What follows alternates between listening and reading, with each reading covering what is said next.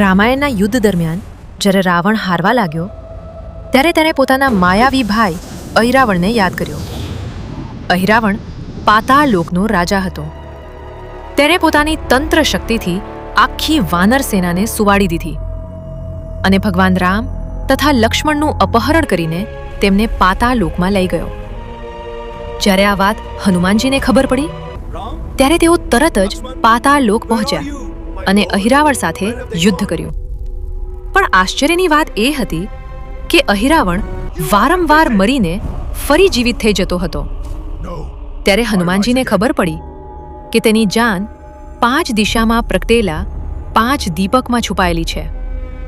તુરંત હનુમાનજીએ પોતાનું પંચમુખી રૂપ ધારણ કર્યું અને 5 દિશામાં એક સાથે ફૂંક મારીને દીપકો બુજાવી દીધા અને એ જ ક્ષણે અહિરાવણનો અંત થઈ ગયો. એટલા માટે કહેવાય છે પંચમુખી હનુમાનનું સ્મરણ કરતા જ તમામ નકારાત્મક શક્તિઓ દૂર ભાગી જાય છે. જો તમે પણ હનુમાનજીના ભક્ત છો તો કોમેન્ટમાં જરૂર લખો, જય પંચમુખી હનુમાનજી.